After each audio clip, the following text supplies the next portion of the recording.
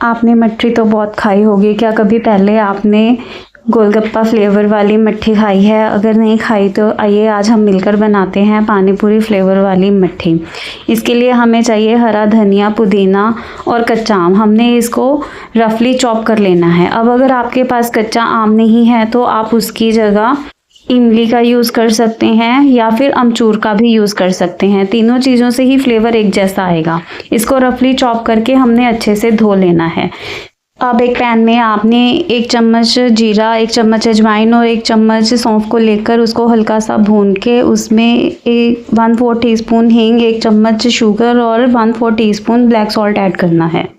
अब हमने ये ड्राई मसाले और जो धनिया पुदीना हमने काट के रखा है उसमें हरी मिर्ची को ऐड करके हमने इसकी एक बिल्कुल पतली पेस्ट बना लेनी है।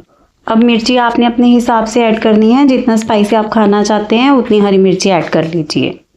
इसके बाद आपने मट्ठी का डो लगाना है, जिसमें 1/2 कप मैदा और 1/4 कप आपने सूजी लेनी है। मतलब जितना मैदा लेना है उससे हाफ आपने सूजी लेनी है। उसको अच्छे से छान के उसमें हमने ये जो पेस्ट तैयार की है उसको ऐड करना है। 2 टीस्पून हमने ऑयल डालना है और स्वाद अनुसार नमक। ये जो मैं आपको रेसिपी दे रही हूँ आप ध्यान रखिएगा, मैंने इसमें 1/2 कप मैदा और 1/4 कप मैंने सूजी ली है, तो उस हिसाब से हमने 2 टीस्पून इसमें रिफाइंड ऑयल डाला है मोइन के लिए। अगर आप ज़्यादा बना रहे हैं तो उस हिसाब से आप इसमें मोइन और बाकी सारी चीज़ें ऐड कीजिए। और इसका डो लगा के हमने इसको 15 से 20 मिनट के लिए ढक कर रख देना है। अब आपने इसका जो आटा लगाना है वो ऐसा हो कि ना तो वो सॉफ्ट होना चाहिए ना ही वो बहुत हार्ड होना चाहिए। जितने से ये आराम से बेल जाए बस आपने उतना ही सॉफ्ट डो लगाना है। अगर बेलने में आपको फिर भी परेशानी आती है तो आपने इसमें हल्का सा तेल लगाना है और इसको बेल लेना है। अब बात आती है शेप की। या तो आप इसकी मट्ठियाँ बना सकते हैं या मटर बना सकते हैं। अगर आप इसकी मट्ठियाँ बनाना चाहते हैं तो मैं तो इसके लिए एक गोल किनारी वाली कटोरी लेती हूँ, जिसके किनारे बहुत शार्प होते हैं, और इससे काट के इसकी मट्ठी बना लेती हूँ। अगर आप एक एक करके बेलना चाहते हैं तो आप इसकी छोटी छोटी लोइयाँ बनाकर उसको एक एक करके बेल भी सकते हैं।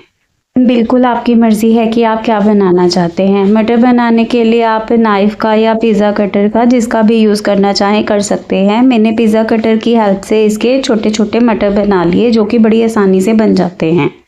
शेप आप अपने हिसाब से बनाइए जो भी आपको पसंद है। स्वाद इसका इतना अच्छा होगा कि आपके बच्चे बार बार मांगेंगे कि हमें तो वही पानी पूरी फ्लेवर वाली मट्ठी खानी है। आप इसको दही पापड़ी में भी यूज़ कर सकते हैं।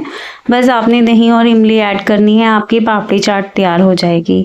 ये एकदम खट्टी मीठी और चटपटी बनती है, जिसको खाकर आपके मुंह का स्वाद बहुत ही अच्छा हो जाएगा।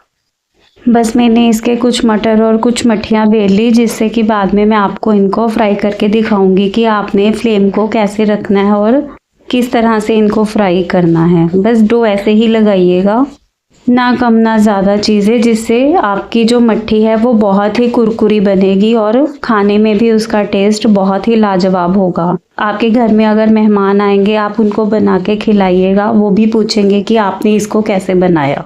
अगर आप कटोरी की हेल्प से इसको काट रहे हैं तो ध्यान रखिएगा कि जिसके किनारे बिल्कुल शार्प हों आप उस कटोरी से ही काटिएगा, वरना आपको काटने में भी दिक्कत आएगी। क्योंकि अगर किनारी शार्प नहीं होगी तो जो आटा है वो आपका पापड़ी से अलग नहीं होगा, उसके किनारे जो हैं वो अच्छे से गोल नहीं बनेंगे।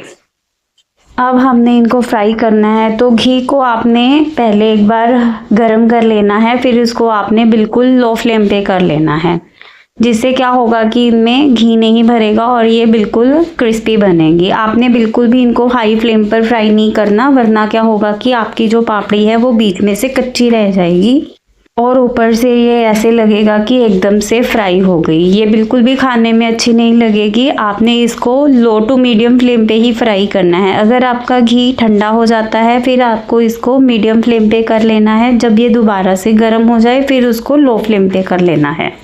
आपको एक एक बैच को फ्राई करने में आराम से 15 से 17 मिनट लग जाएंगे, पर इनको बिल्कुल आराम से आपने अच्छे से फ्राई करना है, तभी आपको इनको खाने का मज़ा आएगा। अगर ये क्रिस्पी नहीं बनेंगी तो ये खाने में बिल्कुल कच्ची लगेंगी। देखिए कितने आराम से हल्के हल्के हम इनको फ्राई कर रहे हैं। इनका हल्का हल्का गोल्डन कलर आएगा ऊपर से और थोड़ा लाइट लाइट आपको ग्रीन कलर दिखेगा कहीं कहीं से, जो कि हमारे धनिया पुदीने के कारण आएगा। आपने इनमें सूखा हुआ धनिया या पुदीना पाउडर नहीं ऐड करना है, जिससे कि क्या होगा कि फ्लेवर वैसा नहीं आएगा जो कच्चे धनिया पुदीने से आएगा। उससे बिल्कुल ऐसे लगेगा कि आप पानी पूरी खा रहे हैं, कुछ चटपटी सी, स्पाइसी सी, जिसमें हींग का मज़ा आएगा आपको, धनिया पुदीने की खुशबू आएगी और मुंह में जो है वो आपके खट्टा मीठा सा स्वाद भर जाएगा। अब आप अपनी ये जो पानी पूरी है उसको चाय के साथ मज़े के साथ खा सकते हैं, है ना अजीब सा कॉम्बिनेशन, पानी पूरी विद चाय। देखिए तैयार है अपनी मठरी और मटर, देखने में कितनी अच्छी और क्रिस्पी लग रही है।